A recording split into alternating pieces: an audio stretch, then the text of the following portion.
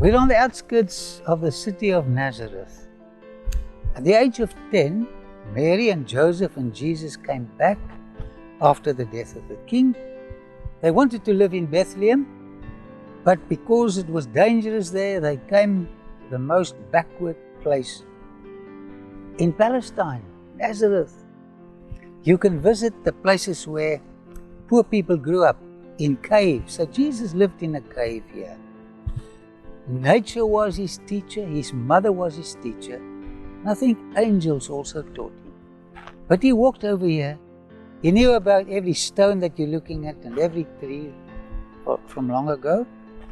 Down below is the valley of Megiddo, 90 k's by 40 k's, a huge valley. And this is where the little boy Jesus grew up. He learned his trade from his father, being a carpenter. And then at 30, he walked from here to where John the Baptist preached and baptized in the Jordan River, modern Wadi al-Qarar. Then he collected his disciples, some of them at Wadi al-Qarar, some of them at Tiberias next to the sea. Eventually he had 12. And then he came back after 30 years, at the age of 30, and he went to the synagogue and they handed him the book of Isaiah. And in this marvelous book, and they've discovered the entire book of Isaiah in the Qumran caves, he read where it says, I've come to announce a year of jubilation, a year of emancipation, like Moses freed the slaves from Egypt.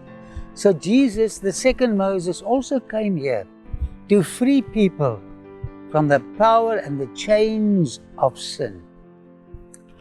But when he mentioned in his sermon how Elijah fled to Zarephath in modern Lebanon, the people got mad at him.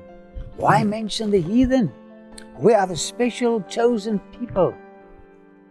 And they were so mad at him, they grabbed him and they dragged him up here. Can you see the scene? They were just about ready to push him down this cliff when an angel rescued Jesus and took him to safety. What happened to Moses happened to Jesus.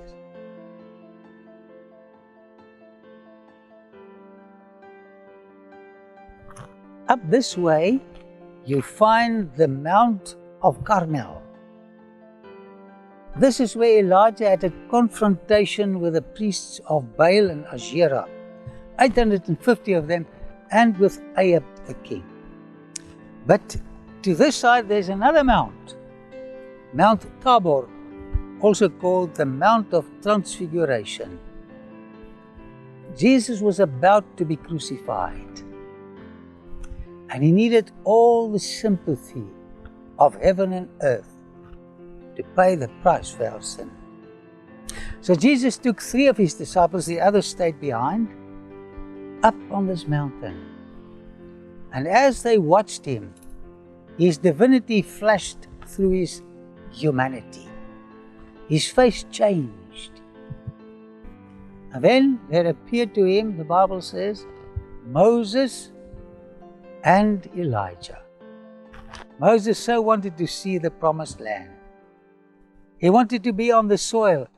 And here Moses came down. And they spoke to Jesus about his crucifixion, his imminent death. And they encouraged him to go through and pay the price. It's going to be worthwhile. I love the story. 2 men who were his best friends on this planet spoke to him concerning his Gethsemane. Previously, he spoke to them about their Gethsemane.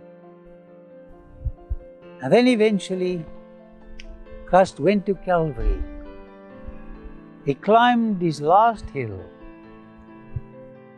And it was a triumph from beginning to end. He died the second death.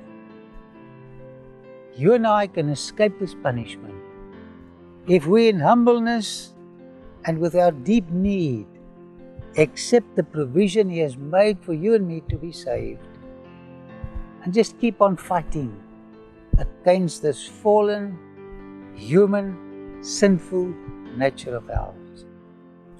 May God bless you, and may He be with you, so that we could be with Him one of these days when He will come again.